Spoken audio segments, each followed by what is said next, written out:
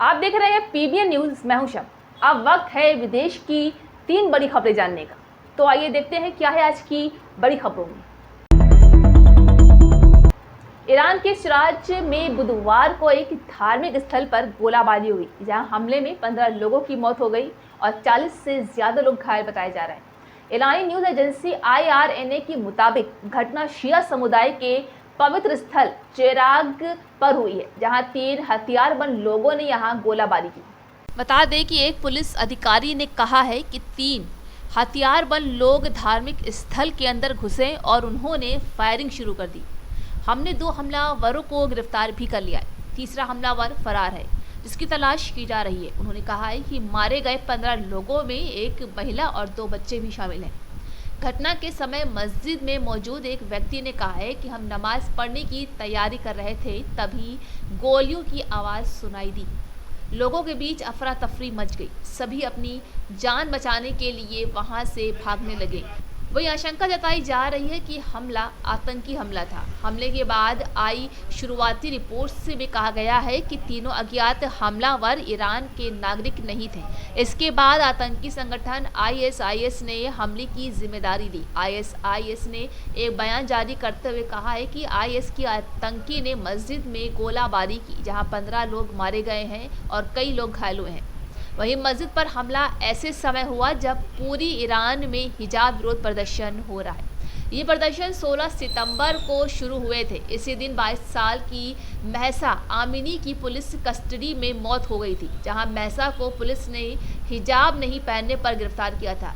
और सड़कों पर हो रहे प्रदर्शनों के बीच बड़ी संख्या में पुलिस बल भी तैनात है। ऐसे में मस्जिद पर आतंकी हमला होना ईरान की सिक्योरिटी पर कई सवाल खड़े करता है। पाकिस्तान में आतंकी हमलों का सिलसिला थमने का नाम नहीं ले रहा है। आतंकियों ने सोमवार को एक बार फिर कराची में विस्फोट किया है। यहाँ खरादर इलाके की न्यू मेमन मस्जिद के पास हुए धमाके में एक महिला की मौत हो गई है और 11 लोग घायल हो गए हैं। देखिए क्या है पूरा मामला।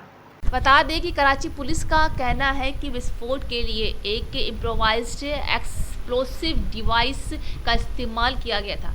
इस हमले में पुलिस पिकअप और कुछ दूसरे वाहन क्षतिग्रस्त हो गए। आसपास के इलाकों को भी सील कर दिया गया है।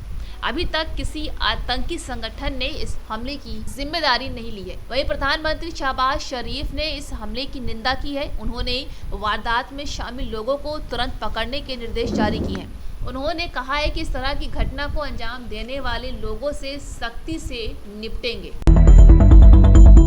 यूक्रेन से जारी जंग के बीच बुधवार को रूस ने एटमी ड्रिल शुरू की। इस दौरान बैलिस्टिक मिसाइल भी लॉन्च की गई।